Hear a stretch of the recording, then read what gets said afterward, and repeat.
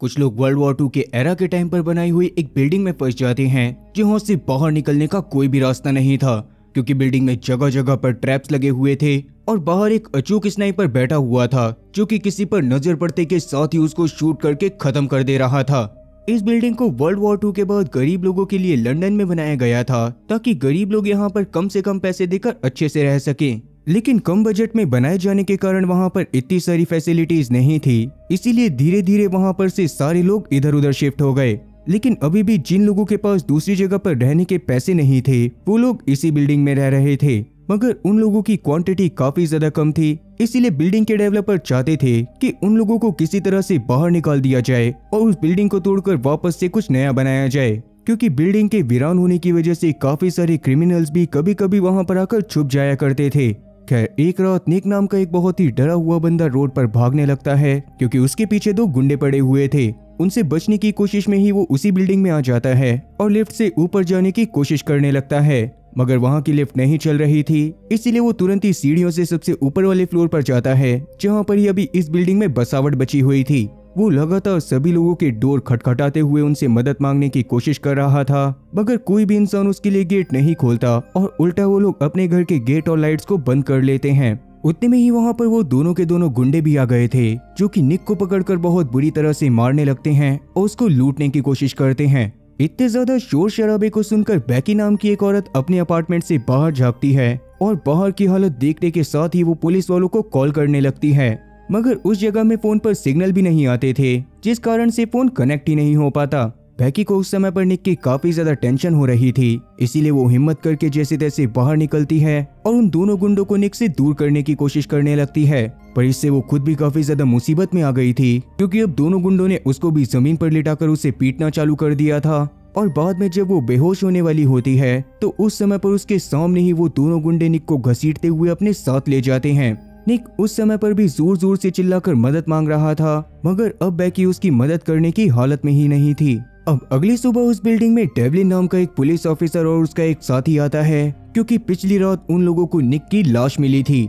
Devlin अंदर जाकर बैकी से भी बात करने की कोशिश करता है, पर बैकी क्योंकि पुलिस के कोई झमेले में नहीं पड़ना चाहती थी, इसीलिए वो पहले के टाइम पर डेवलिन से झूठ बोलती है। और डेवलिन जब उसके चोटों के बारे में पूछता है तो तब भी वो यही बोलती है कि वो धोखे से गिर गई थी। डेवलिन तो वैसे तो सारी सच्चाई समझ गया होता है, इसीलिए वो बैकी के सामने उसको प्रोटेक्ट करने का वादा भी करता है, मगर तब भी बैकी उसको साफ बोल देती है कि उसने तो उन अटैकर का चेहरा देखा ही नहीं था। डेवलिन को भी इस बात से काफी ज्यादा गुस्सा आता है कि कोई भी इंसान बिल्डिंग में उसकी मदद करने के लिए तैयार ही नहीं है। लेकिन आगे बैकी उसकी कोई भी बकवास नहीं सुनती और उससे ऐसे मुंह फेर लेती है जैसे कि कभी मेरी एक्स ने मेरे से मुंह फेरा था। इस इंसिडेंट के 3 महीने बाद उस बिल्डिंग का वसूली भाई यानी कि कर्टिस वहां पर आकर सभी लोगों के दरवाजे पर जाता है और उन लोगों से प्रोटेक्शन मनी मांगने लगता है। बैकी को तो इस बात पर काफी ज्यादा गुस्सा आ गई थी, क्योंकि अब धीरे धीरे वसूली भाई का रेट बढ़ता जा रहा था और वो ज्यादा से ज्यादा पैसे चार्ज करता था। वहाँ पर मौजूद नेविल नाम का एक बंदा कर्टिस को बस उसकी वाइफ विवियन को प्रोटेक्ट करने के पैसे देता है, क्योंकि उसके हिसाब से वो उसकी हिफाजत खुद कर सकता था।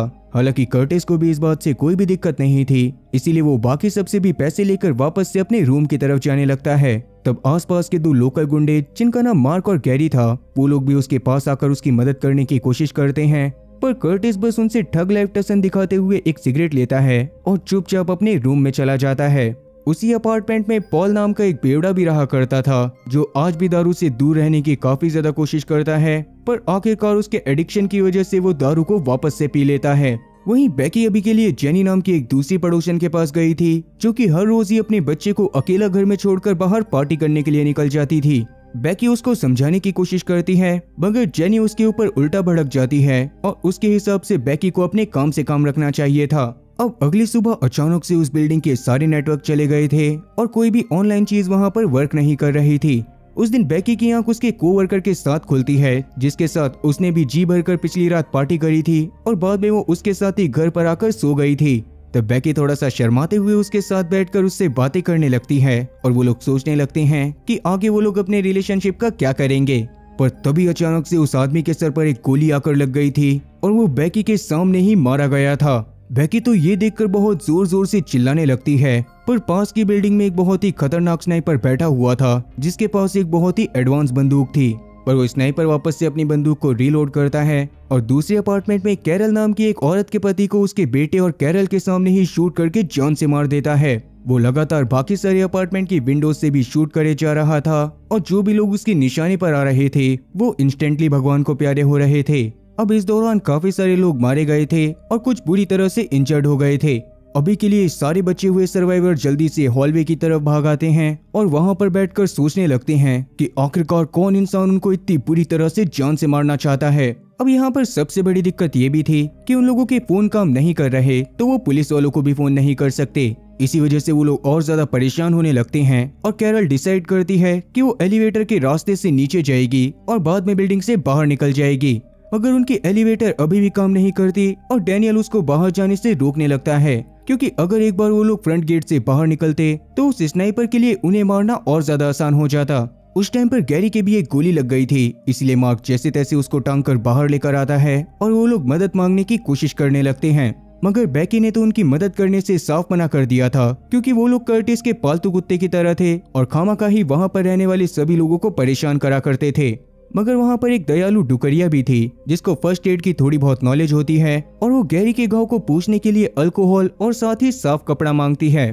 तब तक जेनी भी बाहर रोते हुए आ गई थी, क्योंकि उसके दोनों बच्चों को स्नाइपर ने शूट करके जान से मार दिया था। तभी बहुत ही घायल हालत में एक और औरत अपने अपार्टमेंट के बाहर आती है।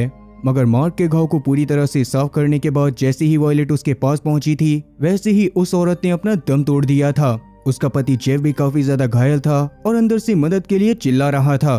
तो बैकी और पॉल किसी तरह से जमीन पर लेटकर क्रॉल करते हुए उसके पास जाते हैं और उसको जैसे तैसे बाहर लेकर आते हैं। मगर जैसे ही उस आदमी को उसकी बीवी के मरने के बारे में पता चलता है तो वो उसकी डेड बॉडी के पास बैठकर बहुत जोर जोर से रोने लगता है। उस समय पर कर्टिस उन लोगों के साथ मौजूद नहीं था, तो बैकी और पॉल जल्दी से उसके अपार्टमेंट के बाहर जाकर जोर जोर से नॉक करने लगते हैं ताकि जिस चीज का वो पैसा लेता था वो उस काम को परफेक्टली करे। शुरू में तो कर्टिस दरवाजा नहीं खोलता, इसीलिए बैकी तुरंत ही उसके गेट पर बहुत जोर से लात मारकर साइड हट जाती है। लेकिन सामने से जब कोई गोली चलने की आवाज नहीं आती तो बैकी और पॉल तुरंत ही कर्टिस के अपार्टमेंट में घुस जाते हैं। कर्टिस तो उस समय पर मस्त घोड़े बेचकर सो रहा था, पर बैकी उसको उठाने की कोशिश करने लग गई थी। मगर बैकी के टच करते ही कर्टिस को लगता है कि जैसे उसके ऊपर हमला हुआ हो और वो तुरंत ही बैकी का गला पकड़कर उसको मारने की कोशिश करने लगता है।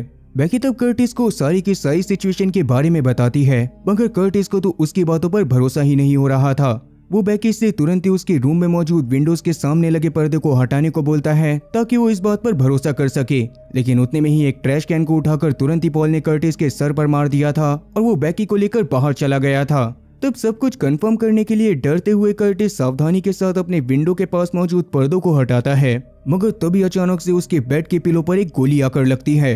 ये देखकर तो कर्टिस की हालत पूरी तरह से खराब हो गई थी और वो तुरंत ही सबके साथ भागता हुआ हॉलवे में आ गया था।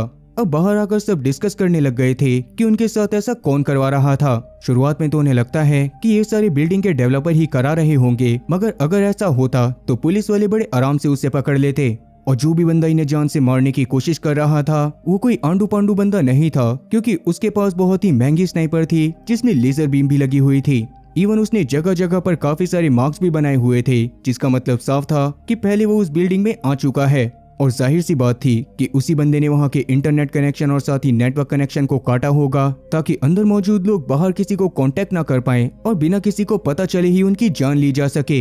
बैकी तब फायर एग्जिट की तरफ देखती है, मगर फायर एग्जिट की तरफ से भी वो सामने वाली बिल्डिंग दिखाई दे रही थी और स्नाइपर बड़े आराम से उन्हें शूट कर सकता था।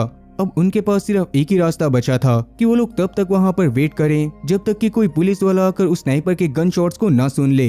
गैरी उस समय पर काफी ज्यादा दर्द में था और उसे जल्दी से जल्दी हॉस्पिटल पहुंचाने की जरूरत थी, इसीलिए बैकी तब कुछ सोचते हुए बताती है कि अगर वो लोग किसी तरह से ग्राउंड फ्लोर तक पहुंच जाते हैं तो वो लोग बिल्डिंग के पीछे वाले रास्ते से बिना किसी की नजर में आए बड़े आराम से बाहर निकल सकते थे। तब सब लोग कर्टिस से वहां पर उनकी प्रोटेक्शन करने को बोलते हैं, मगर कर्टिस इसके लिए साफ मना कर देता है, जिस बात से नेवल को काफी ज्यादा गुस्सा आ गया था और उसने 2 से 3 मुक्कों में ही कर्टिस को जमीन पर बिछा दिया था। तब नेविल ये बात भी रिवील करता है कि पहले के टाइम पर वो आर्मी में हुआ करता था, पर अभी के लिए वो रिटायर हो चुका है।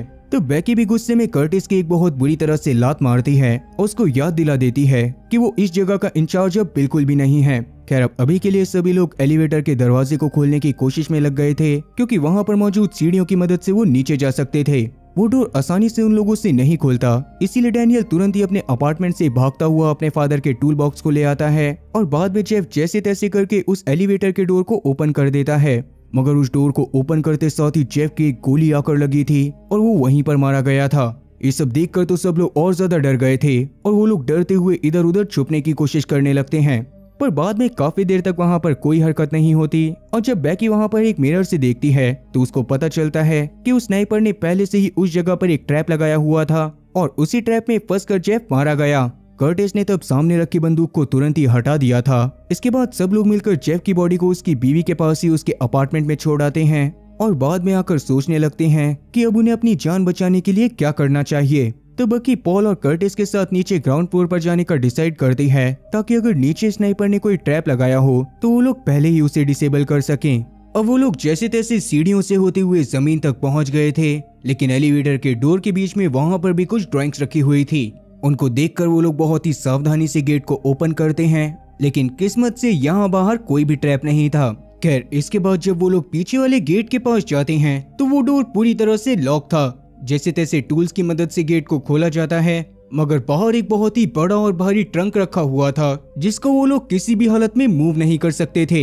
इसीलिए वो लोग काफी ज्यादा परेशान होने लगते हैं क्योंकि अब बाहर जाने का कोई भी रास्ता नहीं बचा था।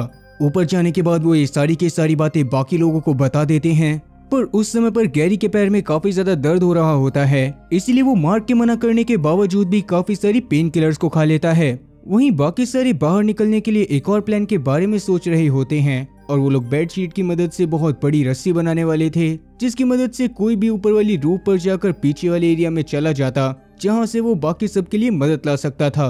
पर उन लोगों के पास इतनी ज्यादा शीट्स नहीं होती, इसीलिए वायलेट के हिसाब से उन्हें फायर एग्जिट की तरफ से ही बाहर जाना चाहिए था। सब इस पर मान तो जाती हैं, लेकिन अब सब में इस बात पर बहसबाजी होने लगती है कि कौन वहां से बाहर जाएगा, क्योंकि वो जगह सीधी स्नाइपर के टारगेट पर थी और कोई भी अपनी जान जोखिम में नहीं डालना चाहता था। उसी बीच जेनी की नजर उस किलर द्वारा छोड़ी गई ड्राइंग पर पड़ती है जो गांधी जी के 3 बंदरों को रिप्रेजेंट कर रहे थे, जिसमें से पहला था बुरा मत देखो, दूसरा था बुरा मत सुनो और तीसरा था बुरा मत बोलो।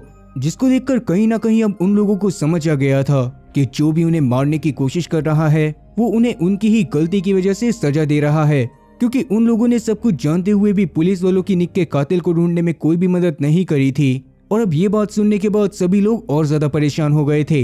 इवन अभी के लिए तो जेनी के मन में बचने की उम्मीद पूरी तरह से खत्म हो गई थी और उसे अपने बच्चों के लिए भी काफी ज्यादा बुरा लग रहा था। इसीलिए वो अपनी किस्मत को एक्सेप्ट करते हुए अपने बच्चों से मिलने के लिए अपार्टमेंट में चली जाती है, जहां पर वो स्नाइपर तुरंत ही उसे शूट करके खत्म कर देता है। सब लोग उसकी मौत की वजह से काफी ज्यादा परेशान थे, मगर कर्टिस के हिसाब से जेनी के साथ बिल्कुल सही हुआ था, क्योंकि वो अपने बच्चों के साथ बिल्कुल भी अच्छे से बिहेव नहीं करती थी। अब रात के समय में जब सब लोग हॉलवे में बैठे होते हैं तो उस समय पर वो बिल्डिंग की सारी लाइट्स को बंद करने का फैसला करते हैं ताकि स्नाइपर की नजर उनके ऊपर ना पड़े और वो किसी तरह से बाहर निकलने का रास्ता ढूंढ सके। मगर कुछ लोगों के हिसाब से स्नाइपर के पास नाइट विजन हो सकता था, इसीलिए लाइट बंद करने का कोई भी फायदा नहीं होता। तभी अचानक से कर्टिस एक चीज नोटिस करता है कि बेशक से स्नाइपर ने उस जगह पर अपने कुछ इमोजीज छोड़े थे, मगर उसने उन इमोजीज को मार्क और गैरी के घर के बाहर ही छोड़ा था, जिससे सबको कहीं ना कहीं ये बात समझ में आ जाती है कि निक को किसी और ने नहीं बल्कि माइक और गैरी ने ही मारा होता है। ये बात समझ में आने के बाद कर्टिस तुरंत ही उन दोनों को अपने साथ अपने कमरे में लेकर जाता है, जहां पर जाने के बाद वो उनसे बहुत ज्यादा गुस्से में बात करने लग गया था और फाइनली उन दोनों ने भी कन्फेस कर लिया था कि उस रात वो लोग निक को लूटने की कोशिश कर रहे थे, मगर धोखे से वो मारा गया था। तब कर्टिस गुस्से में गैरी के वूंड को भी दबाता है, जिस वजह से उसके काफी ज्यादा दर्द हो रहा था और उनकी ऐसी हालत को देखने के बाद बाकी सारे लोग सोचने लग गए थे कि शायद अगर वो लोग उन दोनों को स्नाइपर के हवाले कर देंगे तो शायद स्नाइपर उनकी जान को बख्श देगा। अंदर कर्टिस भी उन दोनों से निक के मर्डर की रिस्पॉन्सिबिलिटी लेने को कह रहा था, मगर जब वो लोग इसके लिए मना करते हैं तो कर्टिस बहुत ज्यादा गुस्से में आकर उन्हें मारने पीटने लगता है। इसके तुरंत बाद कर्टिस ने गुस्से में गैरी को उठाकर तुरंत ही विंडो के सामने कर दिया था और वहां पर से पर्दा हटा दिया था, जिससे गैरी को तुरंत ही एक गोली आकर लगती है और मौके पर उसकी मौत हो जाती है। गोली की आवाज सुनकर बाकी सारे डरते हुए उस गेट को खोलने की कोशिश करते हैं, मगर कर्टिस अभी जानबूझकर गेट को नहीं खोलता। वो मार्क को भी बहुत बुरी तरह से मारने लगता है और फाइनली वो मार्क को भी विंडो के सामने कर उसको भी मरवा देता है। अब कर्टिस क्योंकि इस चीज से थोड़ा सा डरा हुआ होता है, इसीलिए वो थोड़ी सी अल्कोहल पीने के बाद तुरंत ही वहाँ से बाहर चला जाता है। बाहर जाकर उसने अपनी हरकत के बारे में सभी लोगों को बता दिया था, पर अभी कोई भी उससे कुछ भी नहीं कहता। तब कैरोल को लग रहा था कि शायद स्नाइपर अब उन्हें जान से नहीं मारेगा, इसीलिए वो डैनियल को लेकर नीचे की तरफ जाने लग गई थी। पर उस समय पर बैकी उसे रोकने की कोशिश करती है, क्योंकि हो सकता था कि अगर वो लोग अभी भी बाहर जाते तो स्नाइपर उन्हें शूट करके जान से मार देता। मगर कार्ल और बैकी की इस बात पर काफी ज्यादा बहसबाजी हो जाती है और फिर कार्ल जब उसको काफी ज्यादा उल्टा सीधा बोलती है तो गुस्से में बैकी भी उसके गाल पर कांग्रेस का निशान छोड़ देती है। और अब इसके बाद बाकी सबके भी बहुत देर तक रोकने के बावजूद भी कैरल डैनियल को लेकर उस फायर एग्जिट से नीचे जाने लगती है, जहाँ पर किस्मत से सीढ़ियों के बीच में उसे स्नाइपर ने एक भी गोली नहीं मारी थी। इसके बारे में नीचे पहुंचते ही डैनियल तुरंत ही इंटरकॉम की मदद से ऊपर के लोगों को बता देता है और बाकी सब भी थोड़े से खुश होने लगते हैं। मगर कैरोल अभी रोड पर निकलकर थोड़ा सा आगे बढ़ी ही थी कि तभी अचानक से उसकी गोली आकर लगती है और वो भी मारी जाती है। डैनियल भी तब पास में पड़ी एक मेटल शीट से खुद को कवर करने की कोशिश करता है, मगर वो स्नाइपर पहले उसके हाथ पर गोली मारता है और जैसे ही उसके हाथ से मेटल शीट छूटती है वैसे ही वो डैनियल को भी शूट करके जान से मार देता है। अब बैकी और बाकी सबको जैसे ही इस बारे में पता चलता है तो वो लोग काफी ज्यादा परेशान होने लगते हैं। उस समय पर बैकी अपना छत पर जाने वाला प्लान एग्जीक्यूट करना चाहती थी, लेकिन पॉल उसको जाने से रोकता है और बैकी की जगह पर वो खुद जाने वाला था, क्योंकि उसके हिसाब से यहाँ पर मौजूद सभी लोगों में सबसे ज्यादा दिमाग बैकी के पास था और बैकी ने पहले भी पॉल की काफी बार मदद करी थी। पॉल के पास बैकी के अलावा उसकी जिंदगी में कोई भी नहीं होता और ये बात जानने के बाद बैकी तुरंत ही उसको हक कर लेती है। इसके बाद कर्टिस ने भी तुरंत ही रूफ के डोर को हैमर से तोड़ दिया था, पर तभी अचानक से बाकी सब नोटिस करते हैं कि पॉल की बॉडी शेक कर रही थी। असल में पॉल ने पिछले 24 घंटे से बिल्कुल भी दारू को टच नहीं करा था और उसी वजह से ऐसा हो रहा था। इसीलिए सबसे पहले कर्टिस पास में से थोड़ी सी विस्की लेकर आता है और जैसे ही पॉल उसको पीता है वैसे ही उसे बेटर लगने लगता है। अब रूफ का डोर खुलने के बाद जैसे ही वॉयलेट अंदर जाने की कोशिश करती है वैसे ही अचानक से उसके गोली आकर लगती है। इसके बाद उसने नेविल के हाथों में ही अपना दम तोड़ दिया था, जो देखने के बाद तो नेविल पूरी तरह से सन्न पड़ गया था और बहुत जोर जोर से रोने लग गया था। खैर अभी के लिए बाकी तीनों लोग जैसे तैसे ऊपर पहुंच जाते हैं और कर्टिस एक जगह पर उन बेडशीट को लटकाने के बाद पॉल को नीचे भेजने की कोशिश करने लगता है, मगर वो स्नाइपर सच में काफी ज्यादा चालाक था और उसका निशाना एकदम अचूक था। इसीलिए वो बेडशीट के हैंडल के पास ही काफी बार शूट करता है, जिससे पॉल भी फाइनली बिल्डिंग से नीचे गिरकर मारा जाता है। पॉल की मौत की वजह से बैकी भी पूरी तरह से टूट जाती है और उसको बहुत ज्यादा बुरा लगने लगता है। कर्टिस उसे जैसे तैसे संभालता है और अब वो नीचे आने के बाद नेविल के साथ प्लान बनाते हैं कि वो किसी भी तरह से इस पूरी बिल्डिंग में आग लगा देंगे और जैसे ही यहाँ पर आग लगेगी वैसे ही बाहर के लोग यहाँ पर आकर उनकी मदद करने की कोशिश करेंगे। कर्टिस और नेविल भी तब इसके लिए मान गए थे, पर क्योंकि ये मिशन सच में काफी ज्यादा खतरनाक था और उसमें उन तीनों की ही जान जा सकती थी, इसीलिए सबसे पहले वो तीनों ही साथ में बैठकर अपना आखिरी खाना खाते हैं। फिर इसके अगले दिन सुबह सुबह नेविल और साथी बैकी नीचे की तरफ चले गए थे और कर्टिस ऊपर वाले फ्लोर पर पूरी तरह से केरोसिन छिड़क रहा था। फिर सारी चीजें पूरी तरह से बर्बाद करने के बाद वो सबसे पहले स्टोव को चालू करता है और पास के माइक्रोवेव में काफी सारी मेटल की चीजें डालकर माइक्रोवेव को भी चालू कर देता है। इसके तुरंत बाद ही उसने कुछ न्यूज़पेपर को लेकर उनमें आग लगाकर किचन में डाल दिया था और वो खुद बाहर की तरफ आने लग गया था। और इसके बाद वो जैसे ही चलते हुए हॉलवे के पास पहुंचता है वैसे ही पीछे वाले अपार्टमेंट में माइक्रोवेव के फटने से एक बहुत बड़ा धमाका होता है। उस बिल्डिंग में भी अब पूरी तरह से आग लगने लग गई थी, जिसकी चपेट में काफी सारी चीजें आने लगती हैं और धीरे धीरे वो आग बहुत बुरी तरह से बढ़ने लगती है। अब कर्टिस जब उस लिफ्ट वाली लैडर से नीचे उतरने की कोशिश कर रहा था तभी अचानक से लैडर का एक स्क्रू गिर जाता है, जिस वजह से कर्टिस भी नीचे आकर बहुत बुरी तरह से गिरा था। उस दौरान वो सरवाइव तो कर गया था, मगर उसका पैर पूरी तरह से टूट चुका होता है। तब जैसे तैसे बैकी और नेविल वहां पर आकर उसको संभालते हैं और उसके पैर पर थोड़ी सी पट्टी बांध देते हैं। वहीं ऊपर वाले फ्लोर पर धीरे धीरे आग और ज्यादा बढ़ती जा रही थी और तब बिल्डिंग में से काफी ज्यादा धुआं निकलने लग गया था, जिसको बाहर के लोग अब धीरे धीरे नोटिस भी करने लग गए थे। तब तक उस बिल्डिंग के नीचे उस बिल्डिंग के डेवलपर भी आ जाते हैं, जो उस जगह को देखने के बाद पूरी तरह से शॉक हो गए थे। वो वहां पर पुलिस वाले और फायर ब्रिगेड को कॉल करने की कोशिश करते हैं, मगर जैमर्स लगे होने की वजह से उनका फोन काम नहीं कर रहा था। तभी उन्हें पास में कैरोल और डैनियल की डेड बॉडी भी दिखाई देती है, जिसको देखकर वो तुरंत ही उसके पास जाने की कोशिश करते हैं, मगर तभी अचानक से वो स्नाइपर उन दोनों को भी शूट करके खत्म कर देता है। वो अब उन लोगों के काफी ज्यादा पास आ चुका था और शायद अब वो अंदर घुसकर बैकी, नेविल और कर्टिस को भी खत्म करना चाहता था। बैकी को भी बाहर से उस सब की आवाजें आ गई थी, इसीलिए सबसे पहले तो वो नेविल को कर्टिस के साथ पास के एक अपार्टमेंट में भेज देती है और खुद वो एक एलिवेटर के ऊपर छुप जाती है, ताकि जैसे ही वो हत्यारा अंदर आए वैसे ही बैकी उसके ऊपर धोखे से अटैक कर सके। पर वो स्नाइपर भी काफी ज्यादा चालाक था। वो अंदर की तरफ सबसे पहले एक स्मोक ग्रेनेड फेंकता है, जिसकी वजह से पूरी बिल्डिंग में और ज्यादा धुआं हो गया था। मगर बैकी के लिए बहुत अच्छा मौका होता है, क्योंकि जैसे ही वो स्नाइपर अंदर आकर थोड़ा सा आगे जाता है तो बैकी उसकी नजरों से बचकर बाहर निकलने में कामयाब हो जाती है। बाहर जाकर डेवलपर की कार को छानबीन करने से उसे वहां पर एक नेल गन मिल गई थी, जिसको लेकर वो तुरंत ही अंदर आ जाती है ताकि वो स्नाइपर को खत्म कर सके। मगर अंदर जाकर बैकी ने उस आदमी के ऊपर फायर करना चालू ही करा था, मगर तभी अचानक से वो पीछे की तरफ मुड़कर बैकी के कंधे की तरफ फायर करता है, जिससे गोली बैकी को थोड़ा सा हर्ट करते हुए उसके पास से निकल जाती है। उसी बीच कर्टिस और साथी नेविल भी बाहर आ गए थे और उन्होंने भी अब स्नाइपर के ऊपर अटैक कर दिया था, जिस कारण से स्नाइपर के हाथ से वो गन नीचे गिर जाती है।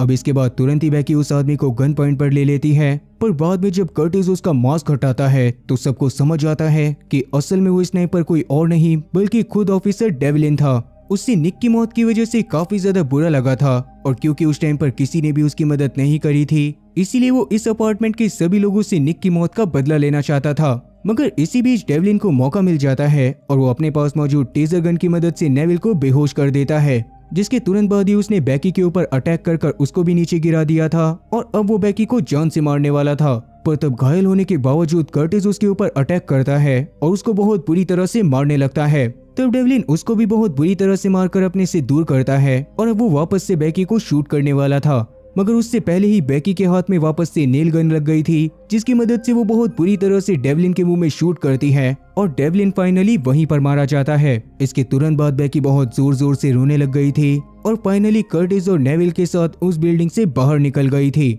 अब अगर मान लो कि आप लोग ऐसी सिचुएशन में होते तो आप लोग क्या करते, कमेंट सेक्शन में इस बारे में जरूर बताना। खैर ये मूवी यहीं पर खत्म होती है और उम्मीद है कि एक्सप्लेनेशन पसंद आई होगी। बाकी अगर मूवीज एक्सप्लेनेशन पसंद आई हो तो चैनल को सब्सक्राइब करना और बेल नोटिफिकेशन को ऑल पर सिलेक्ट करना और वीडियो को भी लाइक करना। मैं ऐसी ही और मजेदार एक्सप्लेनेशन वीडियोस लेकर आता रहूंगा। खैर तब तक के लिए टाटा और गुड बाय।